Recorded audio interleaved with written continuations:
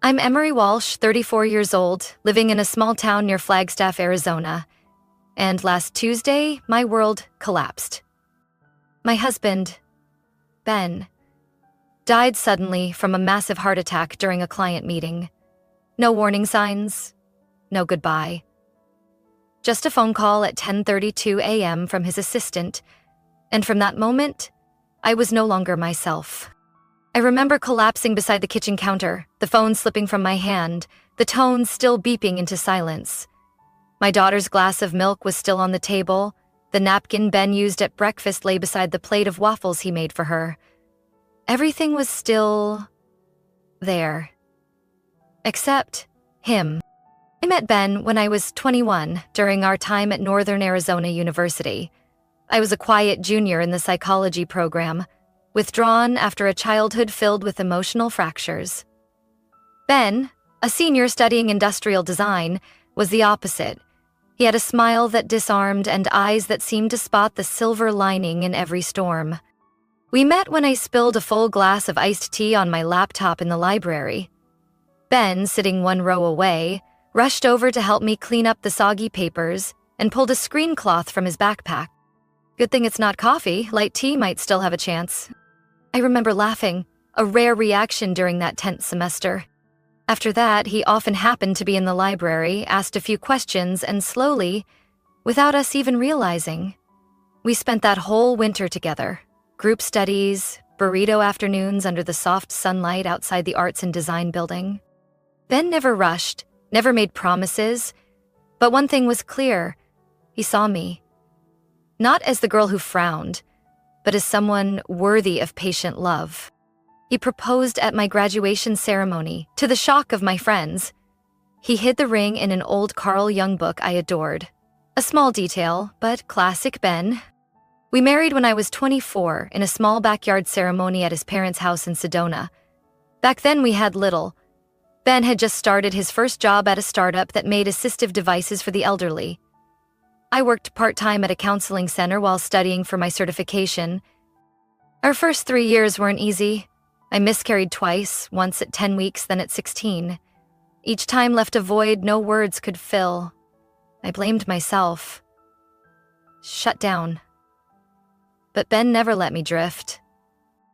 He printed the ultrasound photos, framed them above our bed, and said, "Our baby came and lived a part of their life inside us.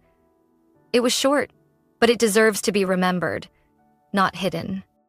He took me to every therapy session, waited silently in the car for hours. He never told me to move on, just held my hand every time I felt like shattering. Then, one morning, late April, when I was 29, I found out I was pregnant with Harper. This time, Ben didn't jump with excitement like before. He just smiled softly and hugged me for a long time, like holding something beyond precious. Harper was born on Ben's birthday. He wept like a child hearing her first cry, held her close and whispered, "Welcome to Daddy's world." For 8 years, he never missed a parent-teacher meeting, baseball game, or art contest. Every Sunday, he made bunny or superhero pancakes, exactly as Harper asked. To Ben, fatherhood wasn't a duty. It was a gift. He always put family first. When the company offered him a position at their New York headquarters with twice the salary, he asked one question. Would Harper still get to ride her bike at the park down the street? And when I said no, he turned it down.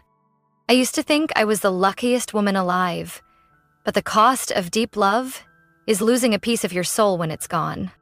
Ben's death hit like a lightning bolt, shattering everything I thought was steady.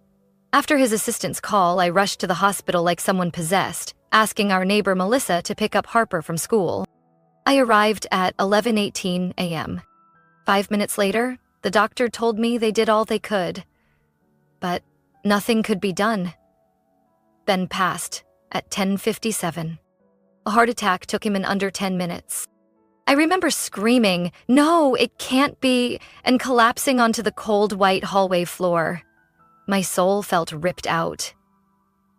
The man who promised to stay with me forever had kept that promise, just far too soon. I didn't cry right then.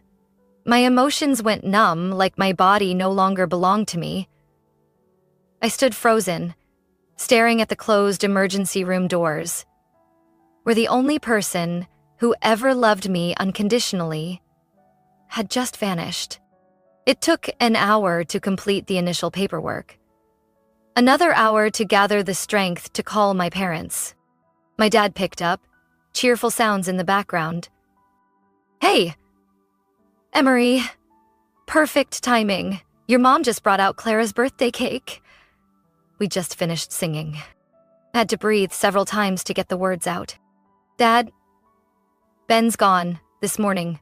Heart attack. I just got back from the hospital." Silence. Then my mom cut in, annoyed. "Why would you call now? You know it's Clara's 40th birthday." I nearly yelled. "I just lost my husband. Do you get that? I'm alone. Harper doesn't even know yet." My mother replied without hesitation.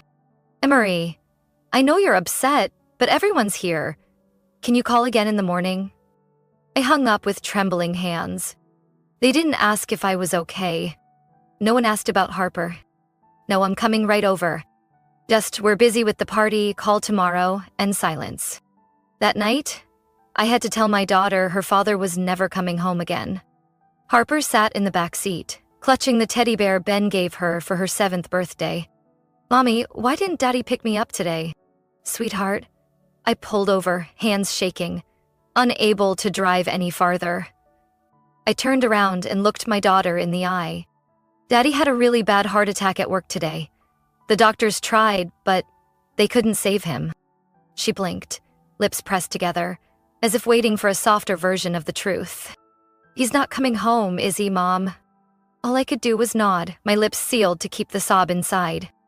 Harper screamed, a raw cry shaped only by pure despair.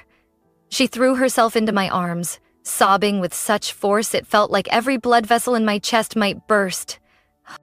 "I want Daddy. I need him. Why did he leave without saying goodbye?" I had no answer.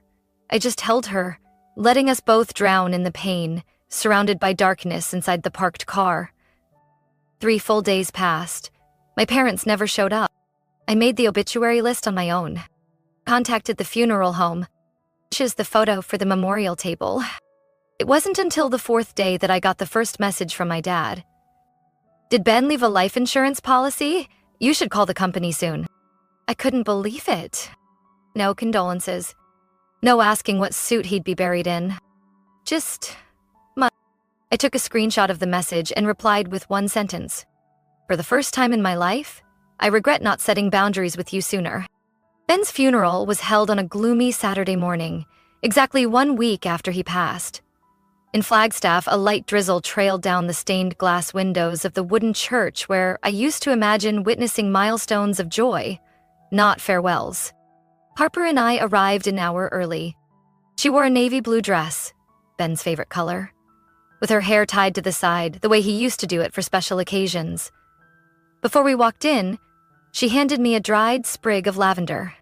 "It's Daddy's favorite smell, right, Mom?" I nodded, swallowing my tears. Ben's family was already there.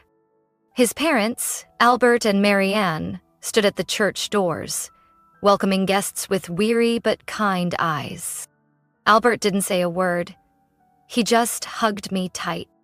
Mary Ann bent down and hugged Harper, voice trembling. "I'm here for you, sweetheart. Always will be." Ben's sister Josie flew in from Denver overnight, carrying a tin of homemade cookies. He always said if something awful ever happened, bake something sweet. It's his way of reminding us he's still here. I broke down crying right then. Every member of Ben's family helped ease the void with small, loving acts. They asked about Harper, helped arrange flowers, guided guests kindly. Not a single word about paperwork or insurance, just love. My family was different. 15 minutes before the service, I received a message from my mom. "Stuck in traffic. Trying to get there as fast as we can." They finally arrived near the end of the eulogy. My parents, my sister Clara, and her husband. No apologies. Mom whispered loudly as she sat down, reeking of perfume. Clara spent over an hour picking out that beige top. Thank God we weren't too late. I looked over at Harper sitting beside her cousin, still clutching the lavender sprig like it was a lifeline. She tried to stay strong, but I saw her tiny shoulders quiver. My father stood in the back, not shedding a tear. But he did whisper to my Uncle Mike, his older brother, while standing near the memorial table. Ben had a great salary at that company. That life insurance payout must be huge. Emory will be fine. Uncle Mike glanced at me, then turned away awkwardly. Even while I signed the guest book, I heard every word, cutting deep. I no longer recognized them, not because they were careless, but because they didn't care. Their presence felt more like an obligation than support. When I gave my farewell speech, my voice cracked over and over. I talked about the man who folded napkins into swans for Harper every night, who burnt batch after batch of cookies until he perfected the one she liked best. I shared how, just a week before his death, he'd made plans for a Grand Canyon trip, simply because Harper said she wanted to see real shooting stars. I didn't look at my family. I was too afraid their blank expressions would make me collapse. After the ceremony, we held a small reception at home. Ben's family jumped in to help organize, welcome guests, and clean up. Marianne never left Harper's side, making sure she ate something real and wasn't just pretending to be okay. My family? They sat in a corner, eating pastries, chatting with relatives like it was a casual Sunday brunch. I overheard my mom sighing to my aunt. Emory's always been overly sensitive. She's young. She'll get over it. At dusk, I saw my dad step onto the back patio and speak quietly to Uncle Mike. If Emory's smart, she'll invest that insurance money. No need to waste it on emotional nonsense. I stood behind the glass door, frozen. But inside me, something slammed shut. 2 weeks after the funeral, just as I had taken down the last wreath from our porch railing and started to remember how to breathe normally again, my parents showed up unexpectedly. I was making tea in the kitchen when the doorbell rang. Through the window, I saw my father adjusting the collar of his polo shirt and my mother checking her reflection in the car window, as if she were heading to a luncheon, not the home of her recently widowed daughter. I opened the door, keeping my face composed even as something inside me went cold. "Oh, Emory, you didn't say you had plans today," my mother said, stepping inside without waiting for an invitation. "Is Harper home?" "Good, then we can talk privately." They sat down on the sofa like it was still their old house, their eyes scanning the room, assessing every piece of furniture. My father clucked his tongue when he saw the new speakers Ben had installed less than a month before he died. I placed 2 cups of tea on the table, suppressing a sigh. "Is there something you needed?" My father cleared his throat and set his teacup neatly onto the oak coaster. "We wanted to talk a little about your financial situation." I frowned. "What about it?" My mother adjusted her scarf. "We know Ben had a life insurance policy. The payout isn't small. And you, well, you're still young. Harper has a long road ahead. So," my father picked up where she left off, his voice low as if he were stating something perfectly reasonable. "We think sharing some of it with the family would be fair, specifically 50% to us, and if you're comfortable, another 15% for Clara. She's struggling right now." I set my cup down carefully, my hands trembling. "Are you serious?" "Of course," my mother said, as if I had asked something ridiculous. "We raised you for 18 years, paid for your college, helped with your first house deposit. That was an investment. Now it's time to give back." I stared at the 2 people I had once leaned on, or at least thought I could. "Ben hasn't even been gone long, and you're here to talk about money?" My father cleared his throat again. "Don't be dramatic. This is practical thinking. That money, if used wisely, could benefit the whole family. Clara is barely keeping her new art studio afloat, and your mother is going to need knee surgery. These are valid needs. What need is more valid than Harper losing her dad?" I blurted out, my voice rising. "She's only 8, and you're treating the insurance payout like a winning lottery ticket." My mother crossed her arms, clearly annoyed. There's no need to be disrespectful. You're always too emotional. Can't you just share with your family? Share? I almost laughed. When I needed support, where were you? When I told you Ben died, what did you say again? Call back tomorrow. And now you're here to claim a cut like this is some kind of transaction. My father stood, shaking his head. If you don't want to help, just say so. Don't place blame. But don't forget who made it possible for you to be where you are today. I stood up too. Made it possible? You mean the mother who showed up to the funeral reeking of perfume and asked if I planned to wear black or something less depressing?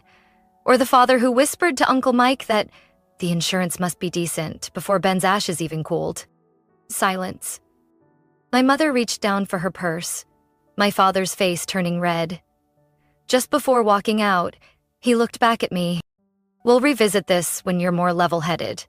And remember, when people look at you, they see the family's reputation too. I shut the door before I could answer. As it slammed, I leaned against it, trembling. One thought echoed in my mind. They didn't come to comfort me. They came to claim their share. Even after they left, I stood frozen behind that door, fists clenched, white. I couldn't understand how I'd kept my composure. Maybe I was too shocked. Or maybe, deep down, I had still hoped they had come to mourn, not to negotiate. Soft footsteps echoed down the hallway. Harper stood at the top of the stairs in her foxprint pajamas, clutching her worn, stuffed bear, her face pale. Mom, why did Grandma and Grandpa come? I walked over and knelt to her eye level. They just came to talk, sweetheart. Why aren't you asleep? She bit her lip. They want Dad's money, don't they? I frowned. You heard something? Harper nodded. I wasn't trying to eavesdrop. I went to get a water bottle in the kitchen. I heard Grandpa say split the money, and then you yelled. A heavy silence fell between us. I placed my hand on her shoulder, my voice hoarse. That's true. They said things they shouldn't have, at a time they really shouldn't have. But I won't let anyone take what your dad left for you. No one. You understand? Harper lowered her head. Dad worked all night. Some nights he slept on the couch just to finish a design. That money's for you and me, right? I nodded, barely believing this child was only 8. Your dad took care of us until his last breath. I'll do the same. I promise. The next morning, I emailed Thomas, Ben's attorney and college friend. I laid everything out and asked him to review every document tied to the insurance and the will. By early afternoon, he called back. I understand your concern. His voice was calm and steady. But you can rest assured. All the documents were properly signed and notarized by Ben. Everything is legal and clear. You are the sole beneficiary of all the insurance policies and investment accounts. Your parents have no rights, neither legally nor morally. I exhaled, feeling some weight lift off my chest. But just a few minutes later, my phone buzzed. A message from my mother. We need to have a proper conversation. You're escalating things unnecessarily. Then one from my sister Clara. I didn't think you'd be this selfish. Not everyone's lucky enough to inherit hundreds of thousands. I stared at the screen, my hands icy. These were the people who once knew how my tears tasted, and now they talked as if I'd hit the jackpot. That evening, I printed every message, document, and wrote down a detailed note of yesterday's encounter. I didn't know how far this would go, but I was no longer the woman who stayed quiet to keep the peace. Harper was at her desk, coloring, while I sat in the living room, carefully assembling the file, page by page, word by word.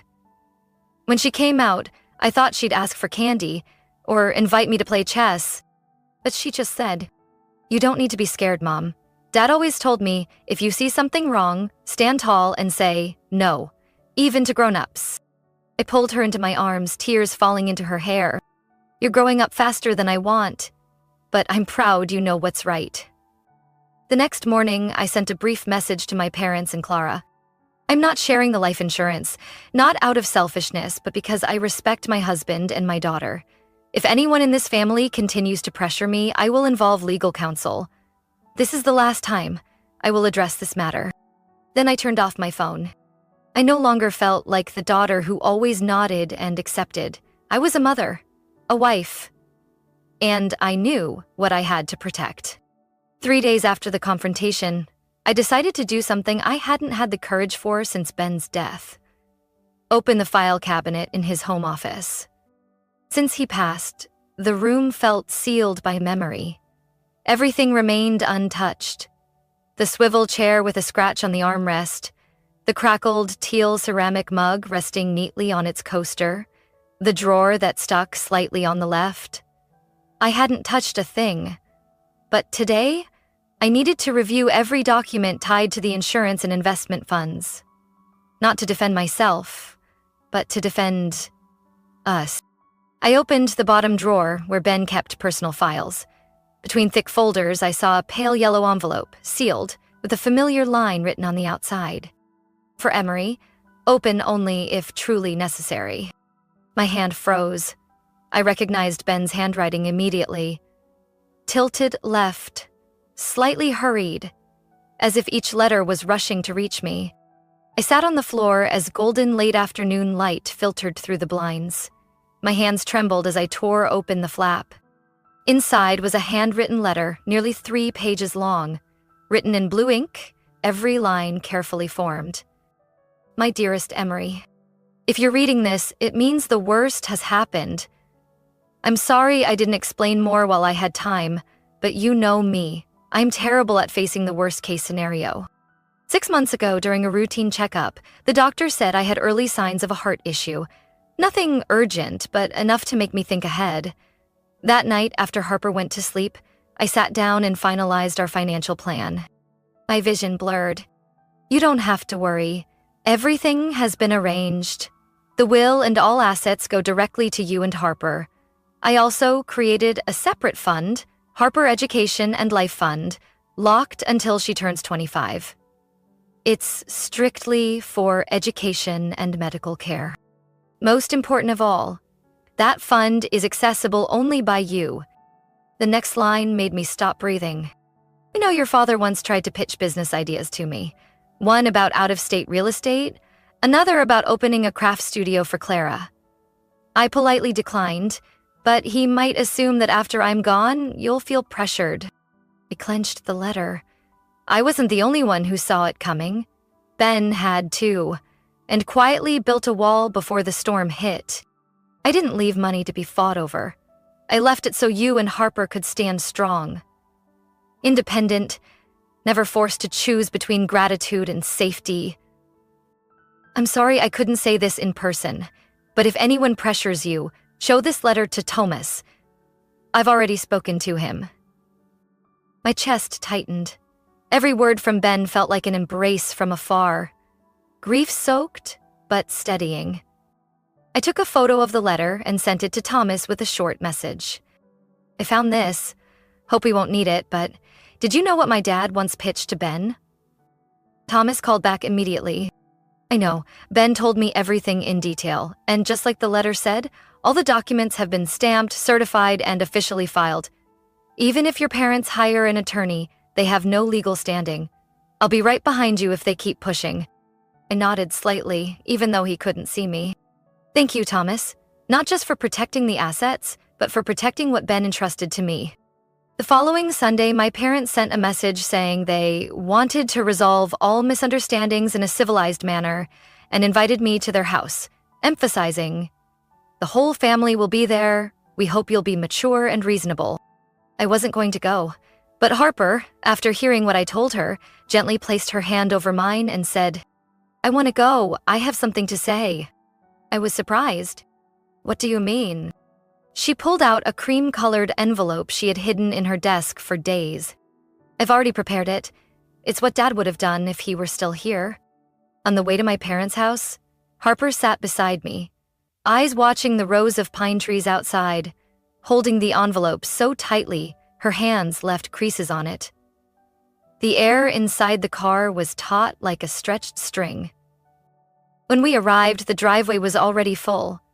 I recognized Aunt Lisa's car, Uncle Paul's, and even Uncle Elliot's. People who rarely showed up unless it was a holiday. My family called them social proof.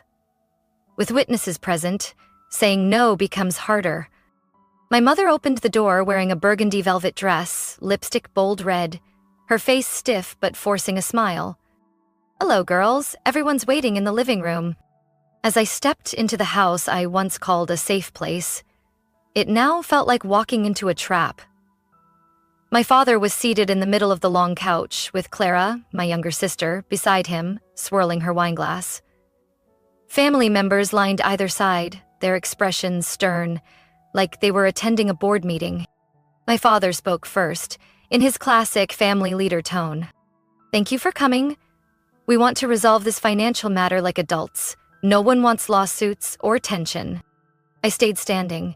So did Harper, still clutching the envelope. I spoke plainly. "If this is a meeting to pressure me into sharing Ben's life insurance, then let me be clear. No." There was a murmur in the room. My mother's voice trembled with emotion. "Emory, you can't be this selfish. We raised you, paid for your college, helped with your first home. Clara's drowning in debt.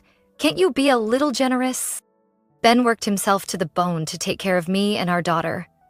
He's gone, and that money is for Harper's future. No one has any right to it, not my parents, not anyone. Clara let out a bitter laugh. "Oh, but when it came time for a house down payment, you didn't say no, did you? Or when planning your wedding? Who helped out then?" I didn't respond. My mother continued, "Everything you have is because of this family. And now you turn your back? You think love is enough to live on? Even love needs some give and take." That's when Harper stepped forward. She pulled a neatly folded paper from the envelope and held it up. "If we're going to talk about giving and receiving, then this is my record." She spoke clearly, more mature than her age. "I call this the emotional invoice. Mom said the life insurance is because Dad loved us, not anyone else." She unfolded the paper and began to read. The emotional invoice. Hugged Mom when she cried. $0, not provided. Asked me how I felt after losing Dad. $0, not provided. Stayed with us on our first night without Dad. $0, not provided. Being real grandparents, priceless, but never happened. Total due, $0. No one said a word. My father's face turned red, and my mother trembled as she set her glass down, the clink loud in the silence. Harper folded the paper and spoke firmly. "Dad used to say, people shouldn't come to you only when they want something. If you're here for love, I'm open. But if you're here for money, then this is what you've actually earned from us." I walked over and placed my hand on my daughter's shoulder. "Can we leave now?" On the way home, Harper fell asleep in the passenger seat, her head resting against the window, still clutching her emotional invoice, a small but powerful symbol of the dignity she had just protected. That night, I sent one final message to my parents and sister. "Starting today, Harper and I will not accept any contact from the family unless it comes from genuine remorse and has no financial motive. Any further pressure or legal threats will be referred directly to our attorney." That I blocked all their numbers, without a second thought. But the silence didn't last. Just 2 days later, I began receiving messages from unknown numbers. "You can't be this cruel to your own parents.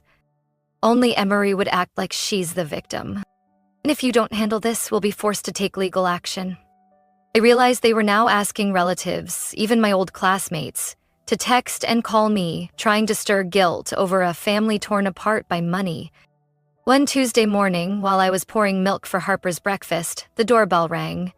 I looked through the gate camera. A man in a suit, holding an envelope. I opened the gate slightly. "I'm a representative from Riley and Associates. Mr. Fred Miller and Mrs. Carol Miller have issued a notice requesting the adjustment of the estate in accordance with verbal agreements and family tradition." I looked at him for a second and said briefly, "They have no right. I have a lawyer." "I'm just delivering the documents," he replied, handing me the envelope before walking away. I called Tomas right away. "They sent something through a lawyer. They want to adjust the estate." Thomas gave a dry laugh on the phone. Just a stunt. The will and all the accounts were executed in the state of Arizona, according to current law. Verbal agreements carry no weight. But if they keep bothering you, I'll issue a cease and desist letter with a formal legal warning. That afternoon, Thomas sent me a draft of the official letter, and within 3 days, my family went silent again. Not because they gave up on greed, but because they were warned.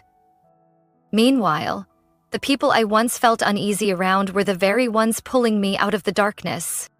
Marianne, my mother-in-law, called every night, checking in on Harper, sending little books or bags of homemade cookies. Albert, my father-in-law, even offered to help Harper with advanced math homework, though he never quite understood modern teaching methods. Josie, Ben's sister, came over for 2 days, bringing a small memory box Ben had left at her place, old photos, a ticket stub from our first movie date, and a letter Ben had written to Harper when she was barely 3. My neighbor, Mrs. Winslow, a widow living next door, brought over a basket of peaches and said, "I've been through something like this. No one should have to smile through pain alone. If you ever need a quiet spot, I've got a porch swing out back. I make tea every day at 5 p.m. I began to realize family isn't about obligation or endurance. It's about being yourself and still being respected. I don't know if there's a way back for me and my parents. But right now, all I want is for Harper to have a childhood free of the shadows I once carried. And for Ben's promise to stay true. That no one would ever shape our lives with strings called family obligations." One March afternoon, I was called into the principal's office at Harper's school. On the desk, Mr. Taylor, the principal, laid out a simple incident report. Documentation of event: Mrs. Carol Miller attempted to approach student Harper Whitman at the school gate without prior notice to the legal guardian. I closed my eyes for a few seconds, trying to stay calm. "She didn't do anything dangerous," Mr. Taylor said gently. "Just asked her a few questions, but Harper refused to engage and went straight inside." I nodded. "Thank you for following proper protocol." On the way home, Harper looked at me through the rearview mirror and asked, "Mom, I don't have to see them if I don't want to, right?" I squeezed her hand and smiled. "That's right. No one can force you, not even me." 3 days later, I got a call from Aunt Laura, my mom's sister. She sighed. "Emory, if I told you I believe you were right, would you believe me?"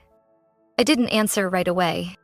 She continued, "I used to think you were cold to the family, but after hearing how they talked about reclaiming their parenting investment, I realized I was wrong. You're not selfish. You're doing what's right." Gradually, those who stayed silent began to speak up. Aunt Nora sent an email to apologize. Uncle Gary, my dad's brother, came to my shop with a small bouquet and a card. "Ben was a wonderful man, and Harper is too.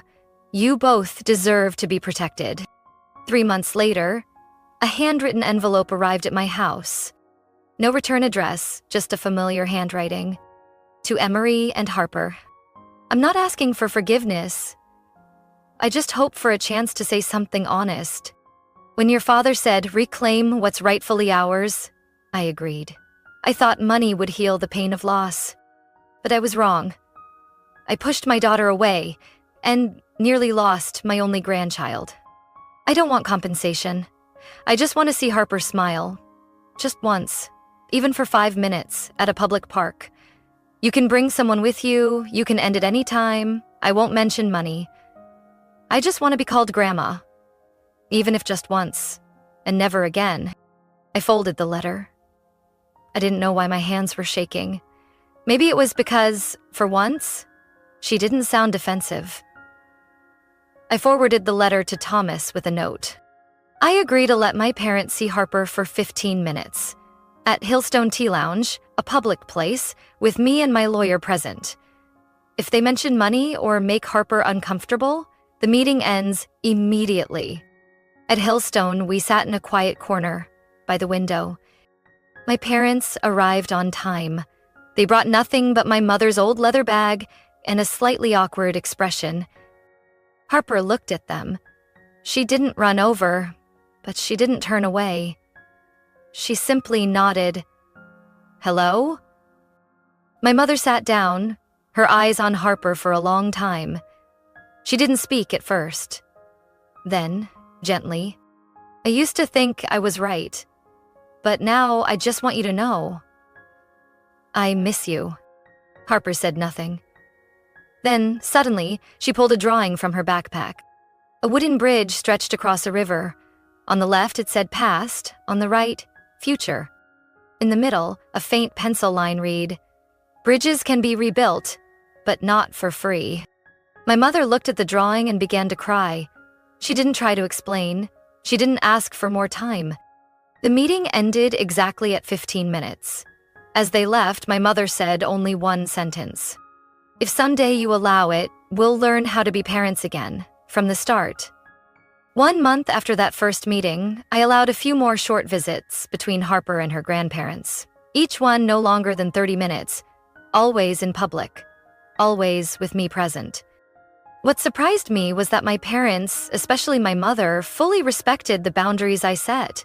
No guilt trips, no mention of money, no pushing for more time.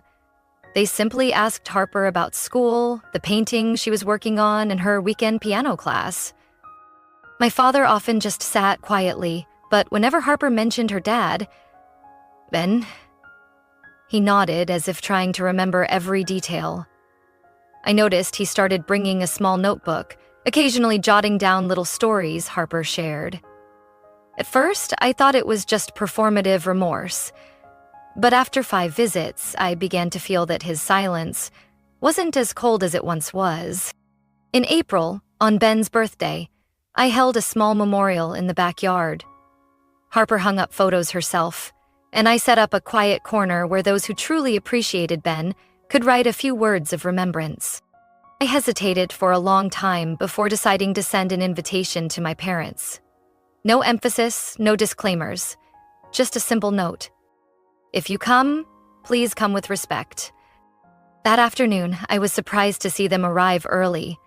My mom wore a simple dress, no flashy jewelry like she usually did. My dad brought only a bouquet of white chrysanthemums. They brought no gifts, said no unnecessary words. They stood off to the side, not engaging with anyone. When their turn came, my mom wrote a short line on the memorial board. "Ben taught me something none of my own children ever dared to say out loud. Love cannot be bought." One afternoon, Harper asked me, "If Grandma really changes, would you forgive her?" I placed my hand on her head, gently brushing her hair.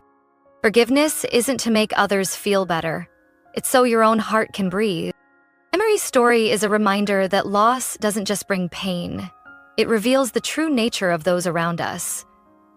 When her trust was betrayed by her own blood, Emory chose to stand firm, draw clear boundaries, and protect her daughter with all the love and clarity she had. In real life, strength isn't always about forgiving quickly. It's about having the courage to say no to what's toxic, even when it comes from family. What do you think about Emory's decision? Should she give her family a second chance? Share your thoughts in the comments below, and don't forget to follow the channel for more powerful and emotional stories about family and resilience.